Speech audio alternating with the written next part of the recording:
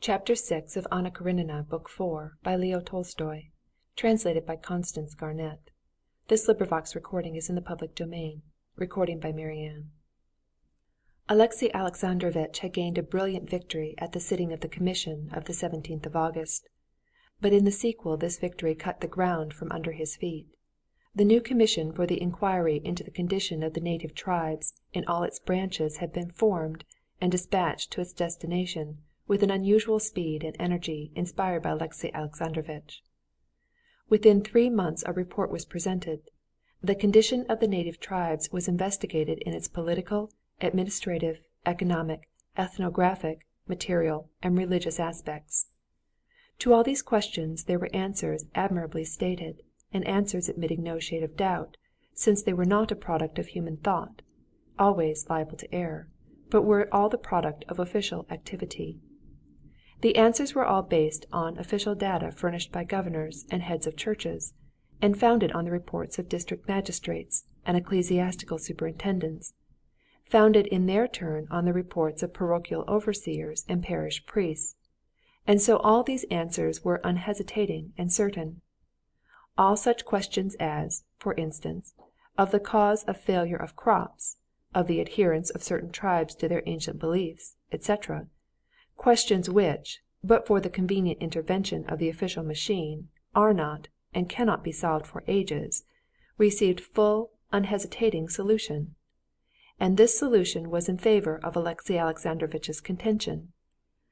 But Stremov, who had felt stung to the quick at the last sitting, had, on the reception of the commission's report, resorted to tactics which Alexey Alexandrovitch had not anticipated.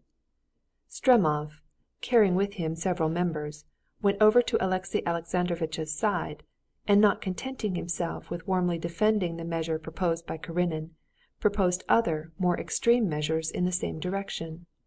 These measures, still further exaggerated in opposition to what was Alexey Alexandrovitch's fundamental idea, were passed by the commission, and then the aim of Stremov's tactics became apparent.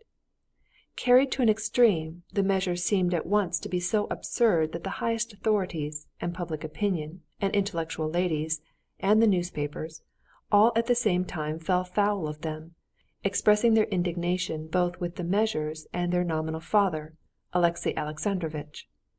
Stremov drew back, affecting to have blindly followed Karenin, and to be astounded and distressed at what had been done.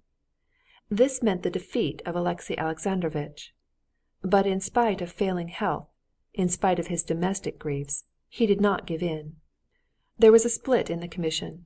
Some members, with Stremov at their head, justified their mistake on the ground that they had put faith in the commission of revision, instituted by Alexey Alexandrovitch, and maintained that the report of the commission was rubbish and simply so much waste of paper.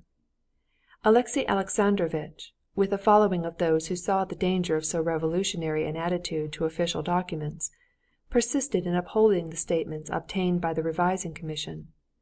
In consequence of this, in the higher spheres, and even in society, all was chaos, and although everyone was interested, no one could tell whether the native tribes really were becoming impoverished and ruined, or whether they were in a flourishing condition.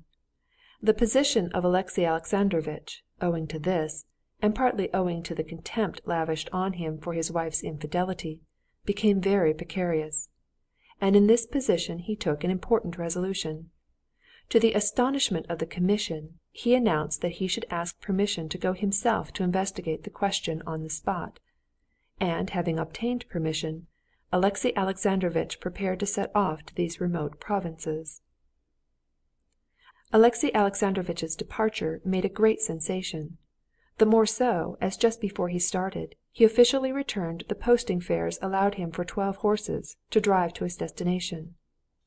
"I think it is very noble," Betsy said about this to the Princess Myakaya. "Why take money for posting horses, when everyone knows that there are railways everywhere now?" But Princess Myakaya did not agree, and the Princess Tverskaya's opinion annoyed her indeed. "It's all very well for you to talk," she said, "when you have I don't know how many millions. But I am very glad when my husband goes on a revising tour in the summer. It's very good for him and pleasant traveling about. and it's a settled arrangement for me to keep a carriage and coachman on the money." On his way to the remote provinces Alexey Alexandrovitch stopped for 3 days at Moscow. The day after his arrival he was driving back from calling on the governor general. At the crossroads by Gazetoy Place, where there are always crowds of carriages and sledges, Alexey Alexandrovitch suddenly heard his name called out in such a loud and cheerful voice that he could not help looking around. At the corner of the pavement, in a short, stylish overcoat, with a low-crowned fashionable hat, jauntily askew, with a smile that showed a gleam of white teeth and red lips, stood Stepan Arkadyevitch, radiant, young, and beaming. He called to him vigorously and urgently, and insisted on his stopping. He had one arm on the window of a carriage that was stopping at the corner, and out of the window were thrust the heads of a lady in a velvet hat and 2 children. Stepan Arkadyevitch was smiling and beckoning to his brother-in-law. The lady smiled a kindly smile too, and she waved her hand to Alexey Alexandrovitch. It was Dolly with her children. Alexey Alexandrovitch did not want to see anyone in Moscow, and least of all his wife's brother. He raised his hat and would have driven on, but Stepan Arkadyevitch told his coachman to stop, and ran across the snow to him. "Well, what a shame not to have let us know! Been here long? I was at Dussots yesterday and saw Karenina on the visitors' list, but it never entered my head that it was you," said Stepan Arkadyevitch, sticking his head in at the window of the carriage, "or I should have looked you up. I am glad to see you," he said, knocking one foot against the other to shake off the snow.